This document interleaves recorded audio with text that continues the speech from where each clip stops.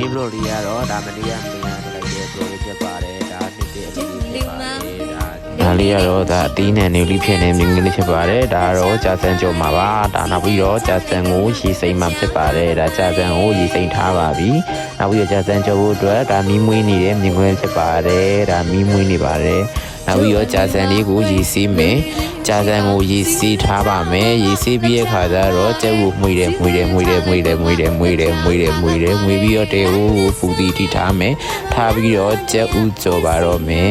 စီထဲပြီးတော့ကျက်ဥကြော်ပါမယ်ဒါကတော့ကျက်ဥကြော်တဲ့မြင်ကွင်းလေးဖြစ်ပါတယ်ဒါကျက်ဥဘာလို့လဲဆိုတော့ဒါအတူအပေါ်မှာတင်းဖြစ်ပါတယ်နောက်ပြီးတော့ဒါကတော့ဒါမောင်လာတို့ကိုလုံးမှာပါဒါပဲငန်းများရဲ့အနောက်လေးထည့်မယ်ဒါပဲငန်းများရဲ့အနောက်လေးကိုထည့်လိုက်ပါတယ်ထည့်နောက်ပြီးတော့ဒါငန်းများကိုထပ်ထည့်ပါမယ်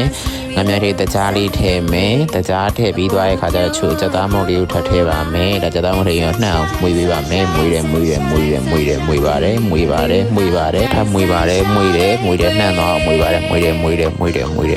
မွေပြီးတော့ဒါကတော့ကြာစံလေးကိုဒါရတာထည့်မယ်ဟာဖြစ်ပါတယ်ဒါကြာစံလေးရတာထည့်နေပါတယ်ဒါကြာစံလေးကိုရတာထည့်ပါမယ်ကြာစံလေးရတာထည့်ပြီးထည့်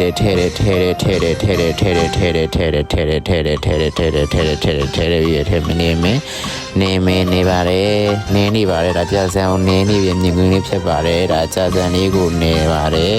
နောက်ပြီးတော့ရှိသမျှအသီးနှံနေကုံလုံးကိုခါကျုံနေနဲ့တခါရွက်နေကိုပြန်ကြော်ပါမယ်ပြီးတော့ကြာစံဒီပဲတီးတန်းထပ်ကြော်ပါတယ်ဒါကြာစံကြော်နေမြင်ပါတယ်ကြာစံကြော်ပါတယ်ကြောနေပါတယ်ကြောပြ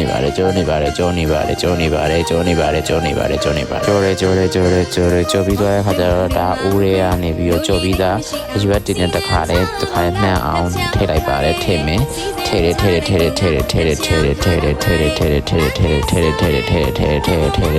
ထည့်လိုက်ပါတယ်ပြီးတော့ဒါကအရွက်တွေနဲ့ပြန်ပြီးတော့နှံ့အောင်မှွေမှာဖြစ်ပါတယ်ဒါအရွက်တွေကိုနှံ့အောင်မှွေမယ်တခါလေကြာစံနဲ့အရွက်နဲ့ရတာဝင်သွားအောင်ဒီတိုင်းလေးဇွန်လေးနဲ့မှွေပြီးလိုက်မှာဖြစ်ပါတယ်ဒါမှွေနေတဲ့မြင်ကွင်းလေးဖြစ်ပါတယ်ဒါကတော့အကုန်လုံးနှံ့အောင်မှွေပြီးသွားပါပြီနောက်ပြီးတော့ခုနကြော်ထားတဲ့ကြက်ဥလေးကိုညှက်ပြီးတော့ထည့်ပြီးအပေါ်ရန်လေးကိုတင်လိုက်မှာဖြစ်ပါတယ်နောက်ပြီးတော့လူရမ်းမှုအတွက်ပူရတဲ့ဝူတာထည့်နေတာဖြစ်ပါတယ်ဒီနေ့ဘလို့လဲလောက်ပါပဲကျေးဇူးတင်